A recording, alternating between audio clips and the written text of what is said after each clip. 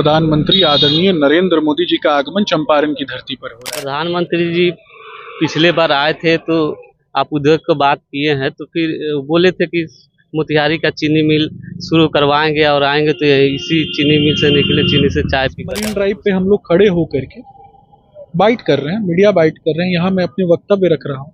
क्या आपने कभी कल्पना की थी कि यहाँ खड़े होकर भी और इस सड़क का निर्माण हो पाएगा? आपकी जो मौजूदा सरकार है गठबंधन की, उसमें बेरोजगारी और शिक्षा के बुनियादी ढांचे पे क्या कार्य हुई, या अभी तक बिहार का जो पलायन है वो नहीं? तेजस्वी यादव स्वयं बेरोजगार हैं, इसलिए वो बार बार बेरोजगारी उनको याद आ जाता है। स्मार्ट सिटी बनाने का काम हम कर रहे हैं। स्मार्ट सिटी का जो बात रहा है सिर्फ चुनावी वादों में रहा, आज तक धरती पर एक भी स्मार्ट सिटी। आप मोतिहारी में आ रहे हैं प्रधानमंत्री जी, तो उनसे क्या आशा है? चंपारण के क्या कोई सौगात मिल सकता है? चंपारण से चलकर बिहार प्रदेश सहित पूरे प्रदेश में अपना पहचान बनाने वाले और हिंदुत्व के फायर ब्रिगेड नेता कहलाने वाले सुमित शशांक से आज हम लोग बातचीत कर रहे हैं। मोतिहारी में 18 जुलाई को प्रधानमंत्री आने वाले हैं, उसी विषय में। देखिए, देश की यशस्वी प्रधानमंत्री आदरणीय नरेंद्र मोदी जी का आगमन चंपारण की धरती पर हो रहा है। आदरणीय प्रधानमंत्री नरेंद्र मोदी जी पूरे विश्व में युवाओं के प्रणेता के रूप में जाने जाते हैं। युवा शक्ति, युवा जोश को बढ़ाने के लिए आदरणीय प्रधानमंत्री नरेंद्र मोदी जी ने वर्तमान में आपने देखा कि विकसित भारत के उद्देश्य से किस तरीके से मेक इन इंडिया को ला करके युवाओं को नई दिशा देने का काम किया और भारत की जीडीपी को दुनिया के सुनहरे स्थान पे पहुंचाने का काम किया। वर्तमान स्थिति में हम चौथी सबसे बड़ी अर्थव्यवस्था है।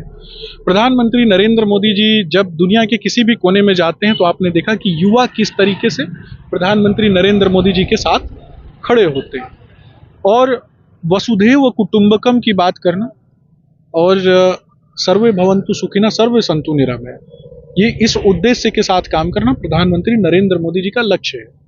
आपने देखा कि किस तरीके से शाहाबाद की धरती पर जब उनका आगमन हुआ तो उन्होंने करोड़ों रुपए का आवंटन शाहाबाद के लोगों के लिए किया ताकि वहाँ इंफ्रास्ट्रक्चरल डेवलपमेंट हो सके। प्राथमिक, द्वितीयक, तृतीयक क्षेत्रों में जो लोग कार्यरत हैं वो लोग आगे बढ़ सकें।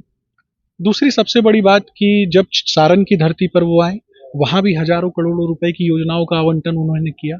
उसके बाद आपने देखा कि ठीक उससे पहले सीमांचल की धरती पर उनका आगमन होता है और सीमांचल में जो दलित माताएं बहनें हैं, खास करके जो महिला वर्ग से आने वाली जो हमारी बहनें हैं, उन बहनों की दैनिक दिनचर्या को ठीक करने के लिए, मखाना उद्योग को सम्रांत करने के लिए 50,000 हेक्टेयर भूमि पर कार्यरत किसानों के लिए उन्होंने फूड प्रोसेसिंग यूनिट्स की स्थापना की घोषणा की और 50,000 करोड़ रुपए का आवंटन किया। कला संस्कृति को संवर्धित करने के लिए आप देखेंगे कि मिथिलांचल का जो इलाका है, जिसको कल्चरल राजधानी के रूप में हम कहते हैं, पटना कलम चित्रकला शैली की बात हो अथवा आप देखेंगे मधुबनी पेंटिंग की बात हो, तो इन सभी चीज़ों को सम्रांत करने के लिए, महिलाओं के लिए महिला हाट लगाने की बात हो, महिला उद्यमी योजना की बात हो, युवाओं को शिक्षित बनाने की बात हो, गुणवत्तापूर्ण शिक्षा की बात हो, सड़क, रोजगार आदि मूलभूत जो विषय हैं, इन विषयों की बात हो, इस पर एनडीए की सरकार लगातार काम कर रही है। प्रधानमंत्री नरेंद्र मोदी जी का आगमन चंपारण की धरती पर हो रहा है। आप देखेंगे कि उद्योग सेक्टर, उद्योग धंधे को एक तरीके से चंपारण उद्योग धंधों का अग्रणी प्रदेश बने, अग्रणी क्षेत्र बने, इसके लिए हजारों करोड़ों रुपए की योजनाओं का आवंटन निश्चित रूप से होगा। प्रधानमंत्री जी पिछले बार आए थे तो आप उद्योग की बात किए हैं, तो फिर बोले थे कि मोतिहारी का चीनी मिल शुरू करवाएंगे और आएंगे तो इसी चीनी मिल से निकले चीनी से चाय पी कर जाएंगे, तो उसके बाद निश्चित रूप से आपका प्रश्न जो है वो कहीं ना कहीं पूछने योग्य है और मुझे लगता है कि इसके अलावा भी बहुत सारी समस्या रही। विपक्ष एक चीज पर बार बार आरोप लगाता है, लेकिन इसके अलावा भी बहुत सारी समस्याएं थी। आज जिस मरीन ड्राइव पे हम लोग खड़े होकर के बाइट कर रहे हैं, मीडिया बाइट कर रहे हैं, यहाँ मैं अपने वक्तव्य रख रहा हूँ। क्या आपने कभी कल्पना की थी कि यहाँ खड़े होकर भी और इस सड़क का निर्माण हो पाएगा? नहीं कल्पना की थी, लेकिन इस सड़क का निर्माण हुआ। लालटेन युग का अंधेरा समाप्त हुआ, 24 घंटे बिजली लोगों को प्राप्त होती है। इसके अलावा गुणवत्तापूर्ण शिक्षा की जो व्यवस्था है, उस दिशा में भी लगातार हम आगे बढ़ रहे हैं और इसके अलावा भी आप देखेंगे तो कई उद्योग धंधे जो हैं उनको, लघु एवं कुटीर उद्योगों की बात करें तो उसको भी स्थापित करने का कार्य किया गया। इसके अलावा अगर आप मूलभूत रूप से किसी एक विषय की बात करते हैं तो हो सकता है कि वहाँ कुछ टेक्निकल क्लॉज हो, उन टेक्निकल क्लॉज को भी दूर करने की आवश्यकता है। और इस दिशा में आगे चल के मैं भी प्रयास करूंगा कि इन चीज़ों को ठीक किया जाए, ताकि विपक्ष को कुछ बोलना ना पड़े, क्योंकि विपक्ष तो आजकल मुद्दा विहीन है। लालू जी का बेटा नीतीश कुमार जी के घर के आगे जाके हुड़दंगई कर रहा था, एक पुलिस वाले को नचा रहा था, बोल रहा था कि ये दीपक नाचो। इस तरीके की एक्टिविटीज आप कल्पना कीजिए कि एक मुख्यमंत्री के बेटे से, खास करके तब जब उस परिवार में दो मुख्यमंत्री रहे, तो कहीं ना कहीं सामाजिक शिक्षा भी होती है।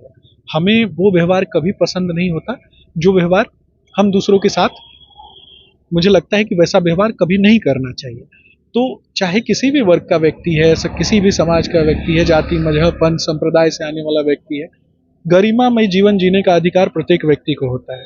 ये बात लालू प्रसाद यादव के बच्चों को भी समझनी चाहिए।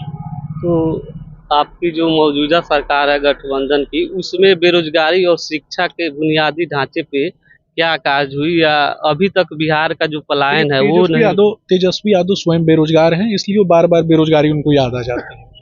बिहार में इंडस्ट्रियल स्मार्ट सिटी बना करके आप देखेंगे कि गया में ही केवल लगभग 1.5 लाख लोगों को रोजगार देने का काम किया गया। जिस पलायन की बात वो कर रहे हैं, मैं बताऊंगा कि जिस जगह पे इंफ्रास्ट्रक्चर डेवलपमेंट होता है वहाँ रोजगार होता है। इंफ्रास्ट्रक्चर डेवलपमेंट को करने में सबसे महत्वपूर्ण कौन सी चीज़ होती है? सीमेंट उद्योग। बिहार में डालमिया सीमेंट की बात कर ले, अडानी सीमेंट की बात कर ले, टाटा सीमेंट की बात कर ले, बिरला सीमेंट की बात कर ले, इन सभी सीमेंट्स के उद्योग धंधे जो हैं वो स्थापित हो चुके हैं, जिसमें हजारों लोग काम कर रहे हैं। और इस सीमेंट का उद्योग इंफ्रास्ट्रक्चर डेवलपमेंट के लिए किया जा रहा है। तब कैसे कोई कह सकता है कि बिहार में काम नहीं हो रहा?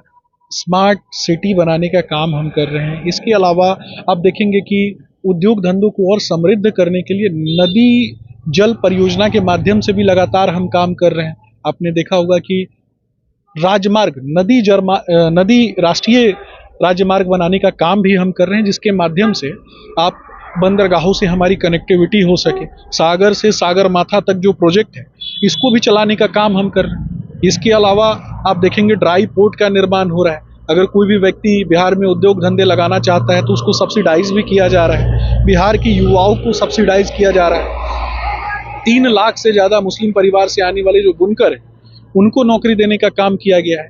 ये सारी चीज़ें तेजस्वी यादव को नहीं दिखाई देती क्या? भागलपुर के क्षेत्र में अगर बात करें तो सिल्क उद्योग, जो कभी अंतिम सांसें गिन रहा था, वो सिल्क उद्योग सम्रांत हुआ है। इस पर भी तो बात तेजस्वी यादव को कर लेनी चाहिए।